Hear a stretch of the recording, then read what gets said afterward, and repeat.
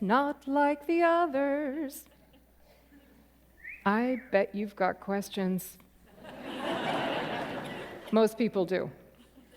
Hey, they said I could wear anything I want as long as it doesn't detract from my idea. And in my case, the outfit is the idea. I didn't always dress like this. A few years ago, I was playing it very safe with my style. I wore the middle-aged mom uniform, black, semi-athletic, invisiwear. I wanted to belong, but blending in isn't the same as belonging. In fact, I was playing the world's loneliest game of hide and seek. I made myself disappear, and nobody ever found me. But when I dress like this, and someone says, "Oh, I just love your outfit," we've connected. Now that game is a lot more fun. And the amazing thing is that these little interactions with strangers can actually help us live longer, healthier lives. So, every Tuesday, I dress like this when I'm out and about, and I talk to people. It was scary at first. I was pretty nervous about fitting out instead of fitting in. But this weekly experiment has transformed my life and my closet for the better. Now I definitely feel like I am part of my community. I give compliments more generously, and I receive them more graciously. Mutual appreciation. That's the best game going. So why would we want to blend in and miss out? Don't talk to strangers. We all heard that, right? But what if avoiding strangers is more dangerous than talking to them? Researchers keep telling us there's an epidemic of social isolation, and it's cutting our lives short by hastening heart disease, dementia, depression, cancer. What can save us is connection, and people are everywhere. At the gym, at the grocery store, out walking the dog. Smiles, waves, greetings, chats could mean the difference between health and disease, life and death. But where do you start if talking to strangers seems as reckless as playing in traffic? This is my strategy to kickstart little connections. For me, dressing up is a big part of showing up. When I put it all together, I am ready to engage. Wherever I go, I notice other people who dare to have flair, and I say, "Whoa, look at you!" And then they're like, "Whoa, look at you!" And then we're laughing and talking and celebrating, and it's like a party, but no one has to vacuum afterwards. You can enjoy this too, and you don't even have to dress like Jackie Kennedy. But you do have to build a bridge for someone to cross. I asked research psychologist Dr. Gillian Sandstrom about her work studying the benefits of talking to strangers and what she thought of my Tuesday thing. She told me, "It makes sense that your special clothing would help to stimulate conversations. It makes people pay attention, and you can't have a conversation unless you first make eye contact. It gives people something to say to start the conversation, and my research suggests that people really feel like they need permission."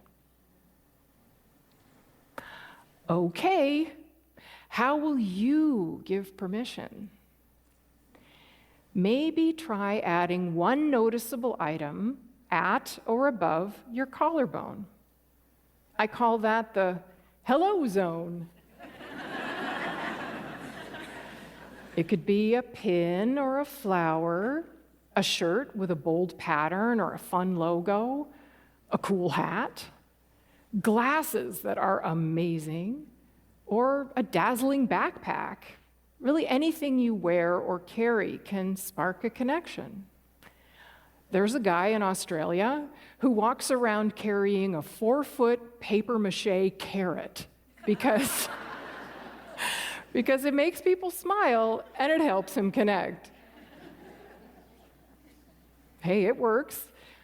I think adding a little flair to your hello zone is an easier way to offer a bridge to a stranger.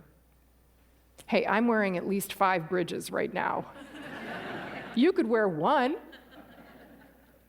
And honestly, the fun of this gets addictive.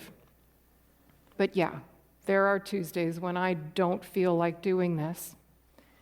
When I'm stressed out or feeling low, I just want to stay home and have stuff delivered. But I put myself together and I go out there anyway, because those are the Tuesdays that really show me how healing it is to be seen and beheld. I love that word, beheld. When we are seen, we feel we belong. And belonging is the opposite of isolation. Every Tuesday, I'm just reminding myself that the cure for loneliness is right outside my door. So you might be wondering, why this particular style? Well, I've always been a fan of 50s fashion, but I wasn't wearing it to run my errands. But one Saturday in July 2019, I got all decked out in a polka dot dress and a pillbox hat and white gloves to help out with my friend's vintage fair. People chased me down the street to tell me how much they loved that outfit. Some even said that it made their day. Really? The clothes I wear can make someone's day? If I'd been schlumping around in my Invisiwear, would anyone's day have been made? So I declared to the random guy next to me that I was making an official commitment to dress head to toe in a 50s outfit 1 day a week for a year. And I chose Tuesdays because nothing fun ever happens on a Tuesday. 8 months later, in March 2020, social distancing became an official way of life. Still, every Tuesday, I got dressed up. It confirmed my intention to be part of my community, even from 6 feet away. Back at home, I would put on something a little nicer than lockdown loungewear because have you noticed? The clothes we wear can affect our mood, even our productivity. It's powerful stuff. Part self-care, part public service. Being splendid wasn't just keeping me afloat. It was lifting others. But for many people, months of social isolation, wearing only their pajamas, made style seem irrelevant.